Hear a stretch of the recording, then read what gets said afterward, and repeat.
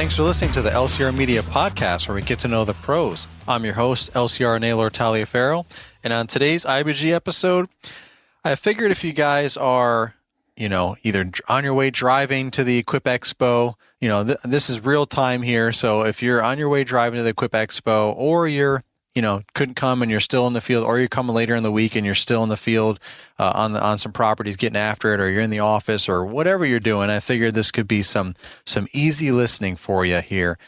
So I just wanted to kind of give you guys a little quick rundown / preview. I know it's kind of like all the rave right now. Everybody's doing that on social media so that you guys know what's going on, where to go, where to be, and all that for those of you that are coming. But also for those of you that even aren't coming, I wanted to also give some information, a little bit of background about how all this started with the Equip Expo, formerly known as the GIE Plus Expo, and how the community got involved and how you even are listening to me talking about it and all that. So real quick story is a few years ago, I started to get to know, or I was introduced to a couple of folks with the GIE Expo, the people that ran the show. There was two separate identities. There was a company called Sellers Exposition that ran the show on behalf of OPEI, which is the ultimate organization that's now fully in control of the show. Before they shared it with a couple other large groups or whatever associations that they're called, like landscape management, things like that. But they've kind of done some different things. We're going to create separate shows or whatever. So the OPEI has taken full control, now in real time this year, rebranded it as Equip Expo, everything you know and love, and then trying to bring some new exciting stuff to it to keep growing the show so that it's a good time for all of us coming to it and to look forward to going to it and so on. So I got to know this very quickly over, I'd say, what was that, maybe like 3 or 4 years ago now, maybe, was the first time I was introduced to a couple of folks, and those folks introduced me to more folks and more folks. And, I finally realized, or I quickly realized actually, that their main headquarters is in Alexandria, Virginia, which is only a couple hours north of me. It's very close. It's right around the corner, basically, from Washington, D.C., which makes sense when you listen further.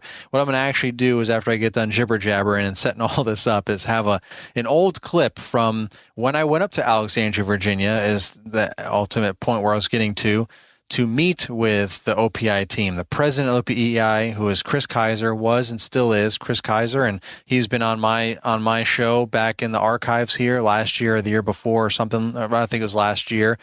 He was on talking about what to expect for last year's Equip Expo coming out of COVID and everything else. We even talked about why they made the decisions to postpone the show the previous year during COVID and all that. He's been on Paul Jameson, the Green Industry Podcast show, many times as well, including only like a few weeks to a month ago he was on there. So he's always quick to share all the information that he can about the show and any other questions that we want to have answered about OPEI and so on. But I actually went up there before all this, before all these podcasts, before he was on a podcast, before anyone even knew who he was. I started to develop a relationship with him and some of the folks with the team. So I just went up there one day in the over the winter and had lunch. Well, spent the day with them basically and had lunch and everything. And we got to know each other and Kris and Chuck and everyone else there at the team. And the relationship developed from there. And then, you fast forward from there. I'm not going to go into all the different details and all the different events that have taken place over the years. I've talked about that in bits and pieces on this podcast. Some episodes in the archives were dedicated to that. Probably if you just type in the search on my podcast, if you just type in GIE or Kris Kiser or OPEI, any of those would probably get you any or all of the shows that I've episodes that I've had on this subject matter. But same thing with the Green Industry Podcast and Fullerton Unfiltered. Any of your top favorite podcasts probably all have at least one or two episodes dedicated to this type of conversation. So if you type any of those key words in the searches, you'll be able to find that too, in case you're, just again, looking for some easy listening. Some of you as myself have like a good 9 to 10 hour drive, or 30 in some cases, right, Phil? So, you might want some things to listen to, audiobooks, radio, whatever. I mean, when you're driving through states, the radio gets a little sketchy because you're just picking up all kinds of different stations. So it's always good to just have like something something on, like a podcast or an audiobook or multiple podcasts, multiple audiobooks, whatever. So again, there's lots of things to listen to if you want to get pumped up and motivated and learn some history and things like that about the Expo on your way there. But so just fast forwarding to now, we have developed all these fun things together with a nice partnership, myself and the Equip Expo and several other content creators as well, such as Brian Fullerton, Paul Jameson, and so on, putting together new events. A couple years back, actually before COVID, right? 2019 was when I did, when I had the first live panel, influencer live panel, and then COVID and this was at the Expo show, and we had a whole panelist of folks. I've talked about this many times, content creators, and the audience got to ask questions, and we just had a good time for almost an hour and a half, and it was great. The Expo was like, wow, we need to get you a bigger room because it was standing only. They gave us some tiny room upstairs that we didn't even know existed.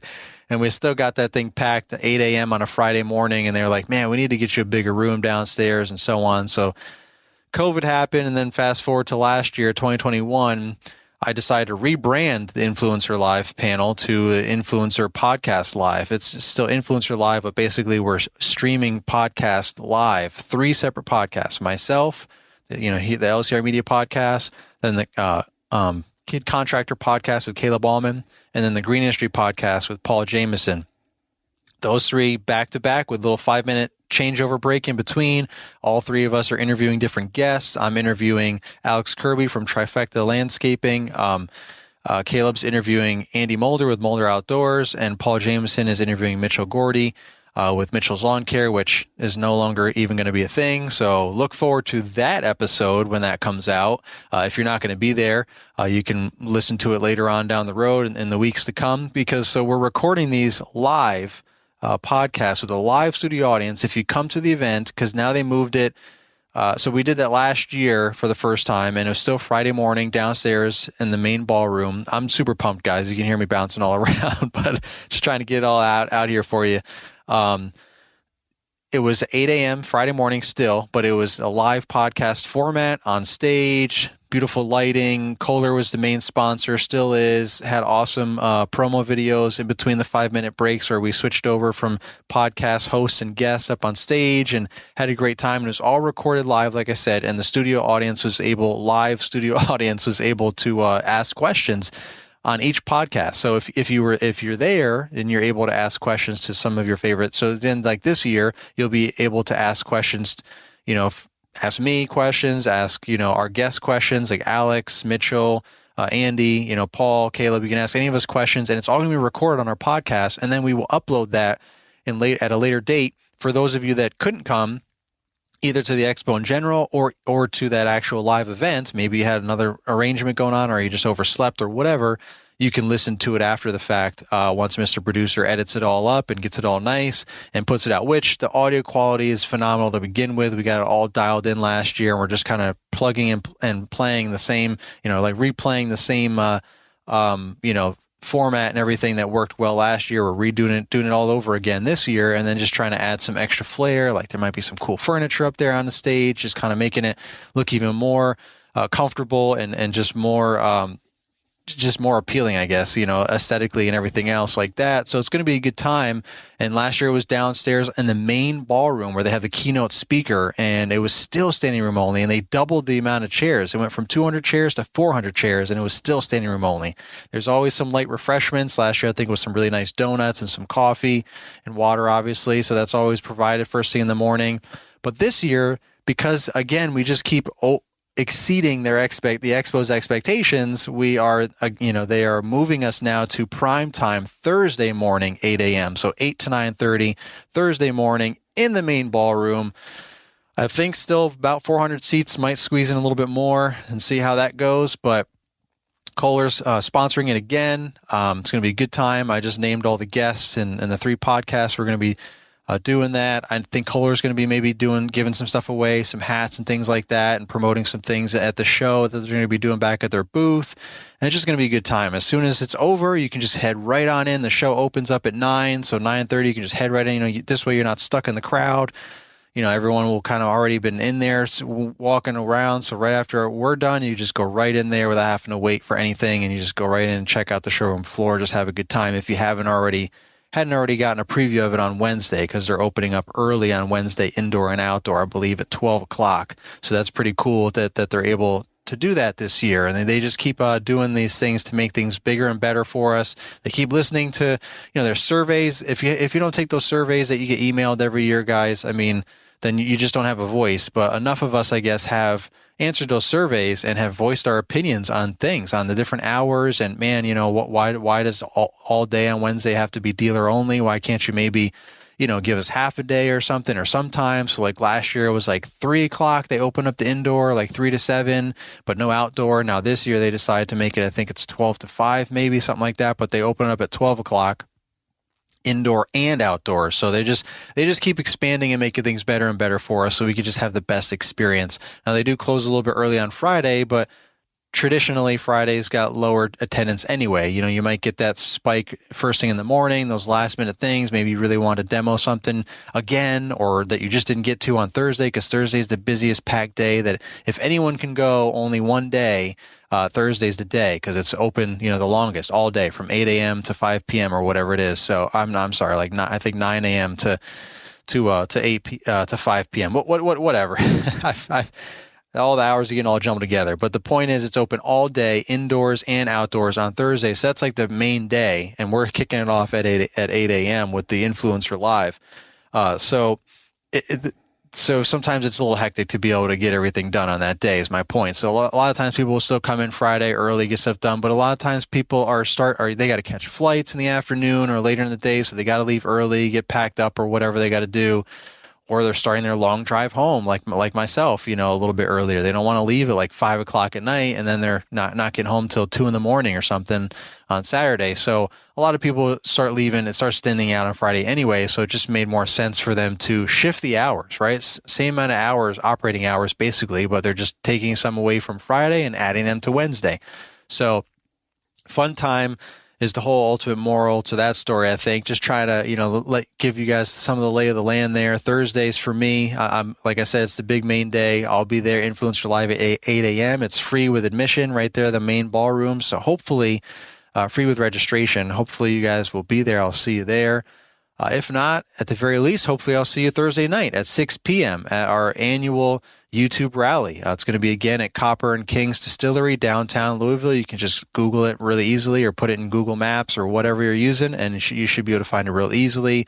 The links are in the episode description here. All of the episode descriptions for the past several weeks, if not month, I've been promoting the 50% off discount for registration. So if you haven't already registered by now and you're heading on down there, I think they cut it.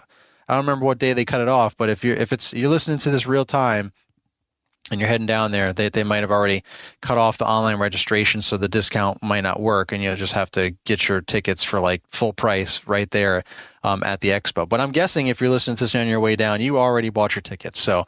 But anyway, I've been having that code listed, as well as the registration link for the YouTube rally. It is free, but the registration is so that we can keep track of everyone who's coming. There's questions there like, what size shirt do you want? It just helps us try and make it the best experience we can. Have enough food for everybody. Have enough shirts with the right sizes. If you're waiting until Tuesday to do that, then I've already long ordered those shirts a long time ago and things like that. So you get what you get, and you don't throw a fit, right? A nod to Geek to Freak there back in the day, Greg Chisholm. So.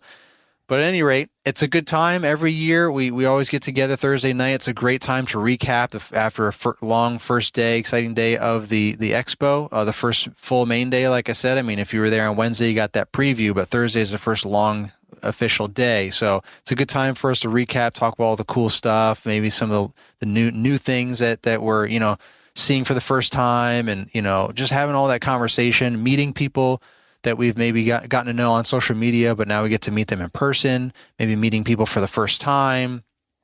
Folks maybe we follow on social media, like other content creators are going to be there. Maybe we want to hang out with them and talk to them, and, and just have a good time. And it's just a really great opportunity to meet and greet and network with everyone, and just talk business, talk shop. There's going to be free food there. So everything's free except for cash bar. So if you want to have any drinks, that's on you. I get it. You want to relax, have a good time. You want to get a beer or something like that. They have that cash bar on multiple levels. Yes, I said multiple levels. If you've never been here before, it's Copper and Kings Distillery, a phenomenal location, huge outdoor courtyard, nice in-ground fire pit with steps all surrounding it. Beautiful location inside and out. And the inside is the first floor is the distillery you can take a tour of if you want to, schedule tours that night. Then you got the second floor, which is the gallery, tables and chairs for you to sit and eat, cash bar there if you want to get a drink. And then upstairs, even more, the third floor is opening up this year. Last year it wasn't open. This year they opened it for us. It's the restaurant floor, so there's more seating up there for you to eat, as well as a nice balcony to look out over the river and downtown Louisville. So really excited to take advantage of that. I really wanted to go up there last year, but it was off limits. So it's cool that as we keep growing and as we did a phenomenal job last year, and they were really pleased with our event last year, that they were able to change some things and access some more stuff for us, allow us to access more stuff. So free food's going to be catered, like I said, cash bar, getting in is free. This is all thanks to our sponsors. Echo has always been the main sponsor from day one, and all the other additional sponsors that are all going to be there. They're all going to have a table with some swag, first come, first serve, right? I mean, I don't know if they're going to bring 600 hats and shirts and whatever swag they got, but last year we had 600 folks.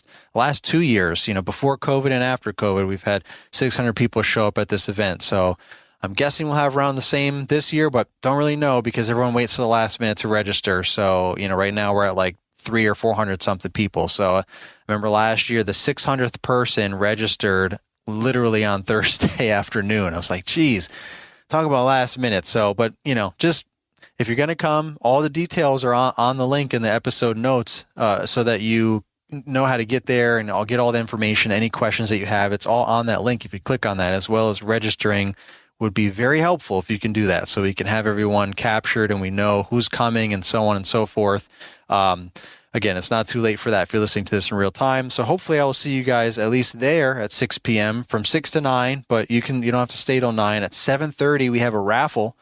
Every year we have a raffle. A lot of the sponsors, AK brands, have things to sponsor off. Last year, Skag sponsored off their 30-inch commercial mower. Echo sponsored off their 9010 backpack. Raffled off their 9010 backpack blower. Cujo raffled off some yardware shoes. I think Jobber had a membership, free membership. Everyone had, it seemed like so many brands had so many different things that they were raffling off, whether it be a free subscription or free product or whatever. So it's going to happen again this year. I'm not going to say all this stuff. It's just going to be a fun surprise for you guys when you get there. But I have been promoting Echo's raffle, their giveaway, because it's pretty exciting, and they're promoting it on their end as well. So I'm promoting it on our end. They're giving away basically a lawn care setup. You got your 9010 backpack blower. You got your 2620 trimmer. You got some gloves and some safety glasses and some hearing protection. So, you're all set right there, everything but a mower, because, Echo doesn't really specialize in mowers, right? So if you already have the mower, then you get everything else if you win that Echo package. So that's pretty exciting. I think that's really going to help some folks out, whoever wins that. So that's all going to happen at 7:30. Everyone gets a raffle ticket when they come in, again, for free. So at 7:30, you got to be in the main courtyard, and we will make plenty of announcements leading up to that to try and get as many people as we can down there so no one misses out. Because if you're in the bathroom, we call your number, I'm sorry, we're going to have to call another one. And that's exactly what happened last year. So again, I feel really bad about that, but we have to keep things moving. We tell everybody when you come in, 7:30 is a raffle. And then we try and run around, hoot and holler, and tell everybody, hey, raffle's starting in 10 minutes or whatever it is. 7:30 is coming up. Head on down to the courtyard. And if you're not there in time, I'm sorry. Like I said, we do everything we can, but we got to keep it moving. A lot of people are waiting to see if they get their number called, and then some people are going to head out and go downtown to 4th Street Live. I know there's some great places to eat and hang out there, and some great music that's going to be there, especially on Thursday night. So, we don't want to keep people too long if they have other things to do. 6 to 7:30 is a good amount of time to hang out and talk shop and get something to eat for free and all that, and then still have time to head down to 4th Street Live. But if 4th Street Live is not your thing, or you're just really caught up wanting to have a good time with everybody at the rally, then you could stay till 9 p.m. It's 6 to 9. Then you got to go home. You can't. You don't have to go home, I guess, but you can't stay there, right? Is that the MTV Cribs thing or something? I don't know what the heck the old saying was there. You don't have to go home, but you got to get out of here, something like that. Anyway, I digress. So that's my plans. Wednesday, I will be actually at the indoor Toro booth from 12 o'clock to 2 p.m. And then after that, I'm going to head outside to the outdoor Toro booth. So I'll be having a good time basically with Toro all day. I'll be also inside. I'll be at the indoor booth from 12 to 2. I'll be with Paula Jameson and Mitchell Gordy. So we'll all be hanging out there. I'm going to try and get some podcasts in if I can, but at the very least, I'll be hanging out and meeting and greeting everyone that stops by and just trying to, get pumped for the rest of the week for what else is going on. See what Toro's got unleashed, that they're unveiling there at the show and all that. So that's pretty much my Wednesday. From 12 to whenever the show closes. I'll be hanging out with Toro for the most part. And then I'll probably go out and do something Wednesday night, get something to eat with some folks. And Thursday, but I'm going to bed early, right? Like as Paul says, we got a long day that starts early, 8 a.m. on Thursday with Influencer Live. Like I talked all about prior to this. And then, like I said, the YouTube rally. Throughout the middle of the day, I'll just kind of be bouncing around, I'm sure, just doing different things, popping in here and there and other events, see what I have time to try and squeeze into all the different things going on Thursday. Maybe check out some equipment, have a good time and so on, demo some things, get some content, and then head to the rally by 6 p.m. there. That starts 6 p.m. I'll probably be there early, but no one gets in till 6 p.m. except for me and the sponsors, obviously, so we can get all set up ahead of time. And then that's it. Friday, it'll probably just be a hangout, chill day. I'm not sure I don't really have anything planned for Friday. Just hanging out, probably have some good breakfast, and Friday morning and just chill out, just hang out, check out of my hotel and just, head to the expo, check out some things, maybe meet up with some folks maybe and before I head home. And then get back after it again, back here in Midlothian, Virginia. So that's my plans for Equip. Just wanted to rattle all that off, 22 minutes worth of rapid fire there. I think I got everything that I want out of there. A little brief, intro to the rest of this episode of my conversation with Kris Kiser. But ultimately, again, back to that this is when I went up there to hang out with him and, just get to know everyone more. But I also interviewed him with cameras. I didn't have a podcast yet. So I basically made a YouTube video, but I didn't put that content out in one video. I just recorded all the content and I've kind of done different things with bits and pieces of it. So this is just going to be a snippet of that audio talking with Kris Kiser and talking about what OPEI is and, where did it all come from and the Equip Expo, originally GE Expo and their involvement and everything all around that. So I think it would be a good, a little bit educational, just like I said, some light listening, nothing earth shattering, nothing that's going to necessarily change your business or anything, but just some easy listening, light listening, on your way to the expo or, out there on properties getting after it. So thank you guys for listening and, I hope you enjoy. All right, guys, I'm here with Kris Kiser, the president and CEO of OPEI, the Outdoor Power Equipment Institute. How you doing, Kris? Good to see you, Naylor. Thanks for coming up. Thank you for having me. Why don't you explain a little bit about yourself? Give us some background. I'm a political guy. Started out, been in politics since I was 16. My family's political, and so I ended up working for politicians. So I went to school out in Indiana and Louisville, Kentucky. Ended up working for a congressman for a number of years, and I came out to Washington with him. He ended up being a big shot, became chairman of foreign affairs, chairman of intelligence, chairman of joint economic. So I spent a lot of time on Capitol Hill. So I'm a lawyer by training, but have a lot of politics in my background and worked on Capitol Hill. And so then when I left Capitol Hill, I started working in trade associations where we'd represent an industry before Congress. So forest products, I came to OPI from the auto industry. I represented automakers. And so I've been here now 12 years. Gotcha. So what is the OPEI? Like for most of the viewers, they might not even understand what that really is. I mean, we can understand trade, but what? We're a trade association. So we represent manufacturers of power equipment, utility vehicles, power equipment, So that's John Deere and Briggs and Honda and Yamaha and Kawasaki and Kohler, all the folks, Stihl and Echo. I can't name them all. I've got 100. Right. But it's the folks that make chainsaws, and mostly it's equipment to service the construction business, the landscape business in particular, farming, ag, again, utility vehicles, golf cars are used in a wide range of applications. So we have a lot of products, but it's working equipment. So if you see a piece of our equipment out there running, somebody's probably doing a job. And so we represent their interests with regulators like EPA, the California Air Resources Board. On the safety side, we represent their interests with the Consumer Product Safety Commission. Recently, we engaged the White House trying to get the government to reopen because EPA wasn't processing engine certifications. And so having a voice in Washington to represent their interests here or in state capitals is what we do. So you said there's over like 100 companies represented at the OPEI? Correct. And how long has the OPEI been around for? We're not young. We're 67 years strong. 67 years strong. Wow. And now you basically took over the helm to help, take care of OPEI and move forward with it. Exactly right. So we serve their interests. So again, there's a political aspect. There's an economic aspect. We collect industry data. So a lot of shipment data. So if members want to see what the market looks like, is it growing? Is it declining? We track battery equipment and electric equipment today. And so there's a trend there. Yeah. So is it moving from gas to electric? So we collect a lot of that data. We also do forecasting from that data. We have economists on a payroll that do that. So that's information that our members get as well. We own GIE plus Expo. I know you want to talk to me about that, but that's it's our family reunion. It's our showcase. Every good industry needs a showcase, and Expo is that for us. OPEI is the principal owner of the show, and so we manage the show. So where did that come from? Where did the GIE plus Expo come from? Like, how did it start? Right. 35 years ago, it was more of a selling show. GIE plus Expo is a merged show.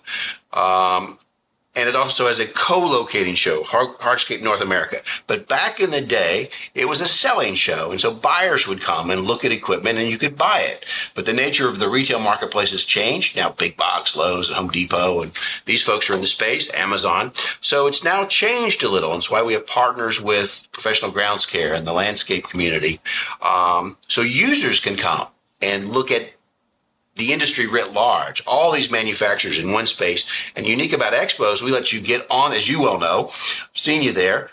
You can get on the equipment. You can rip, tear, dig, and do the kinds of things that make our show unique. Right. How long has this been going for? It was like 20 years ago or? 30. 30 years ago. I think we're coming up on our 34th show. 34th show.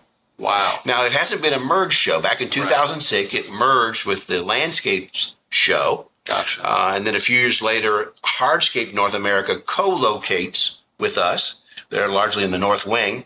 And so it's about the outdoor living now. It's all things about the outdoors and all that equipment in one spot. Why make it private? Or it's a private event? And and really for the viewers, what's the difference between private and public? It's not open to the public. And that was a conscious decision made. And so we wanted to make sure that dealers, equipment users, landscapers, the people that actually use the equipment who are in the business are the ones that get there. You've been there. It is a big show. Right. It's a lot to cover in a day and a half, 2 days, 3 days. And so if it was open to the public, you'd have an awful lot of folks in there. So you can't just walk off the street. Correct. And just be like, what's this? And just sign up and go in. You have to be in the business. Gotcha. Awesome. Makes perfect sense.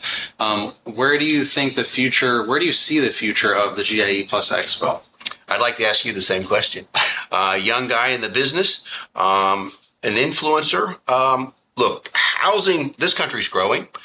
They're building more houses every year. So the existing houses and the existing yards are out there. And so we want to make sure that the safest equipment, the most up-to-date equipment, the most efficient equipment, the cleanest equipment is out there and available.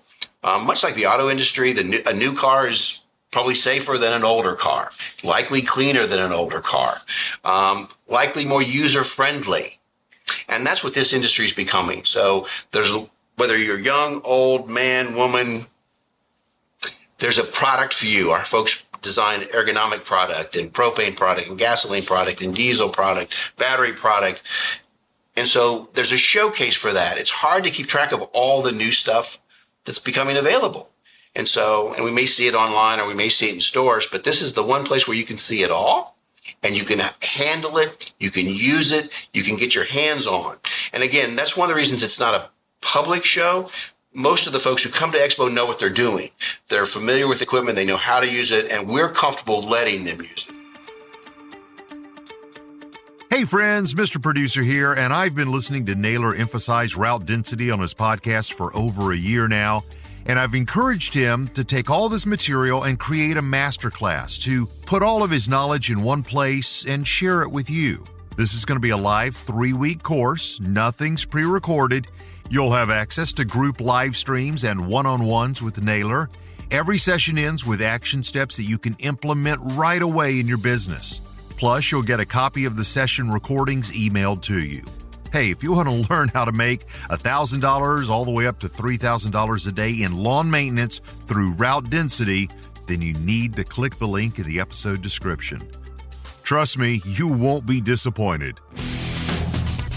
Toro's brand new battery-powered Revolution Series products are changing the lawn care industry. With all-day runtime from the innovative HyperCell battery system, you can expect to power through your entire day, every day. Head to revolution.toro.com to see how Toro is transforming the game with the latest equipment innovations, or click the link tree in the episode description to get you there fast. What's one thing that you're looking forward to this coming year at the GIE? There's always something new at Expo, right? So last year we saw some lithium Zs, right? A lot of new battery. Lithium technology has enabled automobiles and enabled our products. And so more and more of those products are coming into the marketplace. So we'll see some new products there. On the utility side, utility vehicles, more and more. On the utility vehicle side, more and more of those coming into the marketplace. They're displacing pickup trucks, right? They're more nimble, they're easier, they're Right. Less expensive to operate. And we represent those products. And so we're seeing more and more of those. As a result, you're seeing more of those at Expo. There are a lot of also, you're seeing light construction, compact equipment. You're seeing more and more. So that its general purpose for the landscaper or the hardscaper or the dealer is all the particular products in the space are likely going to be there. We got dogs now, right? So that's close to my heart. Turf Mutt. We had a great challenge last year. And how are we going to get people into Freedom Hall that go to the food trucks? We outgrew the South Wing. We outgrew the North Wing. We had to put food somewhere. So we put it in Freedom Hall. How do we get them there? Well, we added dogs. And we worked with our partners in the city of Louisville and the Kentucky Humane Society. And we brought dogs in to get them adopted. And the great folks that so many of our people drive in. And we're great people. And so we got some dogs adopted, and so I'm coming for the dogs. Mutt Madness will be back. Yeah. So tell us about Turf Mutt specifically, because some guys might be familiar with that if they've used the app for the GIE, and just other materials marketing wise for GIE. What's Turf Mutt and how did that become a thing? Turf Mutt is an education program. Turf Mutt is actually a real dog. Turf Mutt is a superhero cartoon character. It's in schools today. Got updated numbers today, but 3.5 more students will use Turf Mutt this year, bringing it to 70 million. 70 million students, teachers, and their families have used Turf Mutt education. And it's to teach kids about the outdoors. We all know now we've got to get kids off the sofa, off their devices, off the joysticks, get them outdoors, reconnect to the outdoors. And so we're trying to teach kids how important it is. Nature starts at your back door, right? And our yards are purposeful. The living landscape serves a purpose. The oxygen we breathe, the carbon dioxide that's sequestered, the runoff that's captured, the rainwater that's filtered. We forget this, right? Oftentimes it's just aesthetics or what curb appeal, which is important, but it's also the outdoor room and the outdoor space and exercise. And we now know there's a lot of scientific studies. If you reconnect with the outdoors, stress, anger, anxiety can be alleviated. Force have enormous strengths in helping us through tough periods. And so what Turf Mutt's designed to do is work at a young age, so elementary school, and now he's just been aged into middle school, is to connect folks to the outdoors. And so the cartoon character was created early on, about a decade ago. California, I'm all over the map here, but California decided as a drought response is, wow, landscapes use water, plants use water, so let's get rid of them. let's tear out living landscapes because we'll save water. Well, lo and behold, the rains came, as they always do, and so the hillsides washed away, and their tree canopy started dying off, and they're like, oh my gosh, what did we do? Exactly. And so the key is to find the right plant, wise water use, put the right kinds of things. Right. And so again, Turf Mud grew out of that. Turf Mud is a cartoon character, it's a superhero, battles the bad guys, carbon creep, heat freak, dust demon, all the kinds of things that make it sticky for a kid.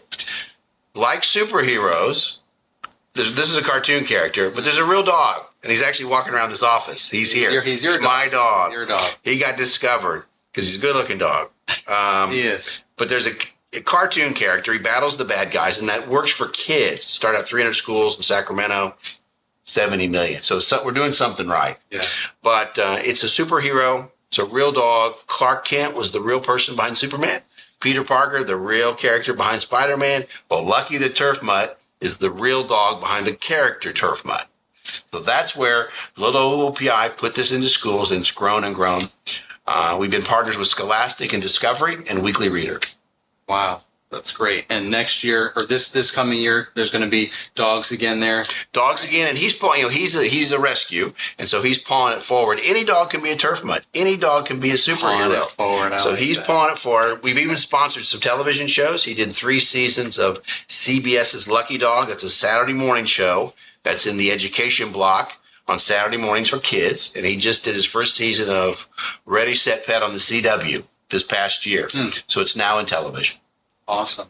So for those of us, for those who haven't been to the GIE Plus Expo ever, what is one thing you can tell them that they should look forward to this year and why they should come?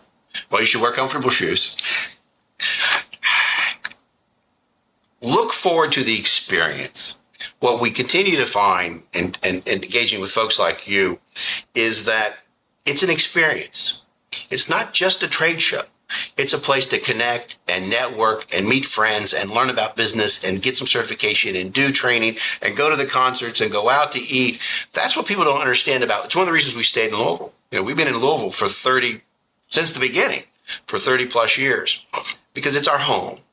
And so the nature of the Kentucky Exposition Center, its proximity to the airport, the congregation of downtown hotels near the concert venue, so a lot of folks can walk. If you can just get to Louisville, drive to Louisville, land in Louisville, fly to Louisville, we'll take care of you. We'll shuttle you to and from hotels.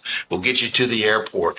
But it's really community. It's interacting with others in the business and learning and growing. So if you want to get certified or learn there's all kinds of training there. We have some new stuff coming this year. I know we're going to let it out of the bag here, but we're going to have trees. So some arborists and women in trees and some specific training there. We're going to put a big tree in Freedom Hall. But it's the place to come to learn firsthand from the manufacturer about the equipment. So you go to one of those booths outdoors. We also have 20 acres outside, right? That's the unique thing about Expo. Right. Is you've got acres and acres indoors, which is the traditional trade show. But we've got acres outdoors. So you can go to a booth. I want to try that stand on. I want to try this Z. I want to hold that chainsaw. I want to start it. I want to run it. I want to drive it, skid steer, you name it. Yeah. They'll let you do it. Yeah. That's what you ought to look forward to.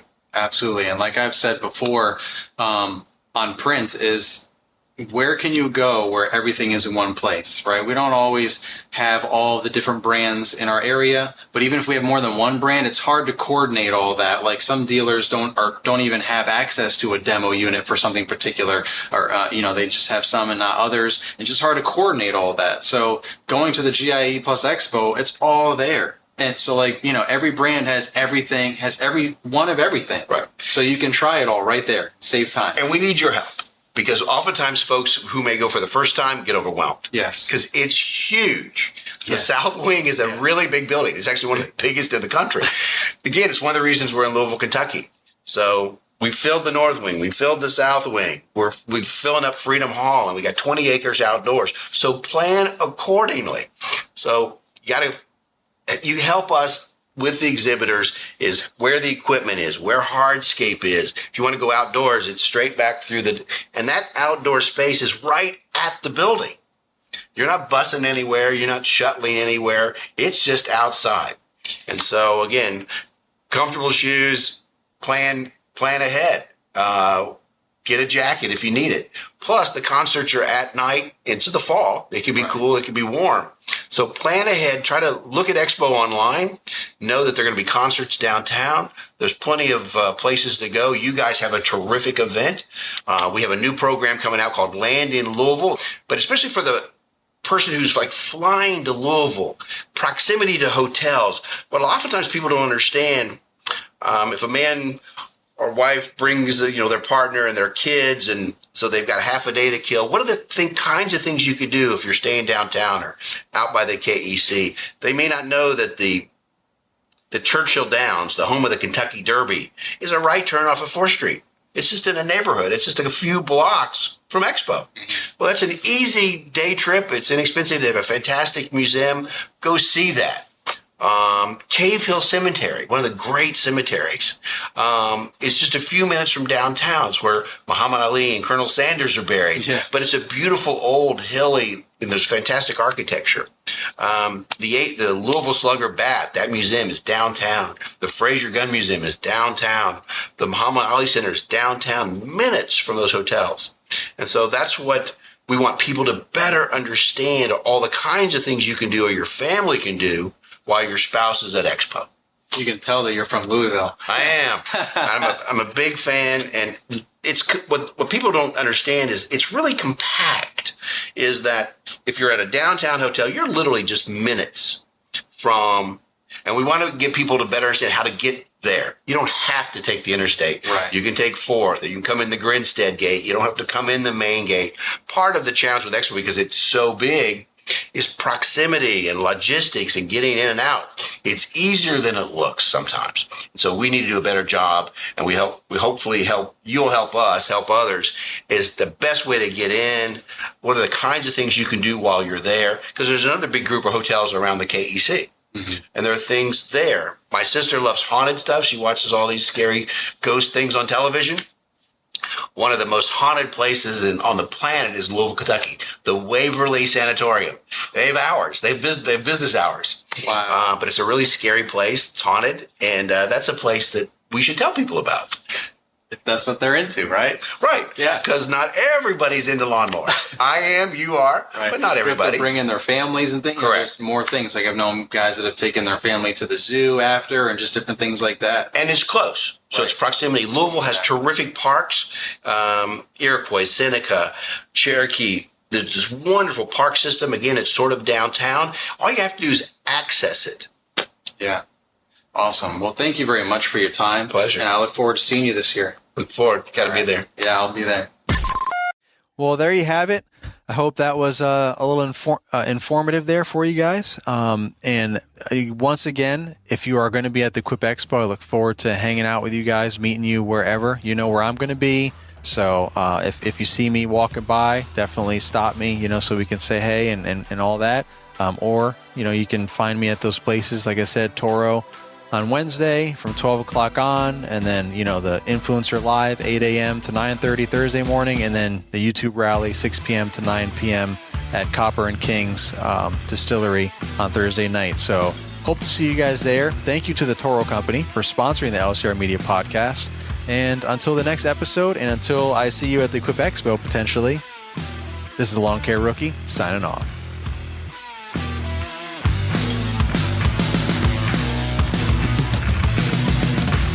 This has been an LCR Media and Mr. Producer production.